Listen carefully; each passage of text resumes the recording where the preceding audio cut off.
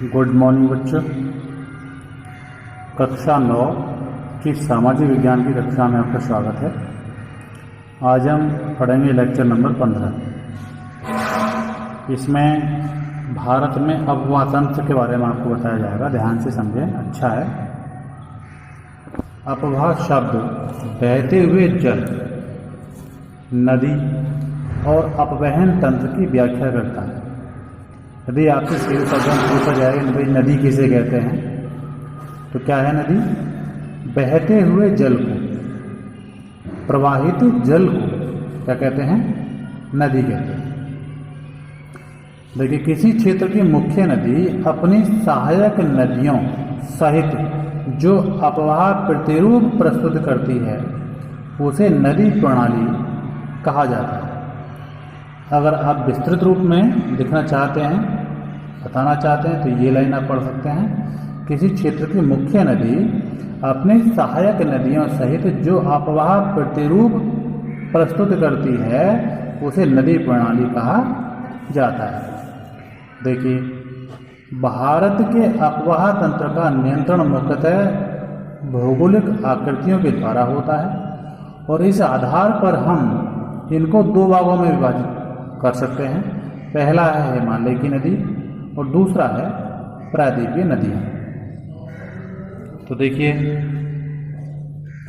भारत के दो मुख्य भौगोलिक क्षेत्रों से उत्पन्न होने के कारण हिमालय हिम जमा आलय जिसे कहते हैं, हिम जमा आलय यानी बर्फ का घर, तथा प्रायद्वीपीय नदियाँ एक दूसरे से बिल्कुल अलग हैं। हिमालय की अधिकतर नदियाँ सदाबहानी हैं क्योंकि यहाँ से इन क्षेत्रों से बर्फ पिघल करके इन नदियों में हमेशा प्रवाहित होती रहती है, आती रहती है।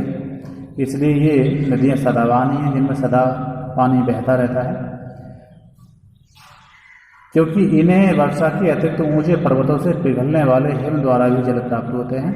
हिमालय की दो मुख्य नदियाँ सिंधु और ब्रह्मपुत्र, ये मुख्य नदी हैं, पर्वतीय क्षेत्रों से निकलती हैं, उत्तरी भारत से। इस पर्वतीय श्रृंखला के उत्तरी भाग से निकलती हैं। इन नदियों ने पर्वतों को काटकर अनेकों गार्जों का निर्माण किया है। ठीक है,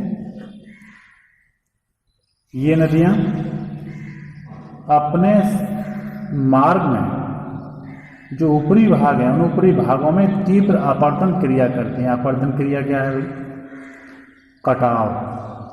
इन नदियों में पानी की बहुतायत मात्रा होती है और तेज पानी की मात्रा होने के कारण ये उन क्षेत्रों से, जिन क्षेत्रों से होकर गुजरती हैं पर्वतीय क्षेत्रों में, वहाँ से बहुत तेज कटाव करती हुई चलती हैं और अपने साथ बालू, कंकर, पत्थर, अवसाद आदि आगे की तरफ प्रवाहित करती रहती हैं। बहुत भारी मात्रा में ये नीचे की तरफ को इन सभी का संवहन करती हैं।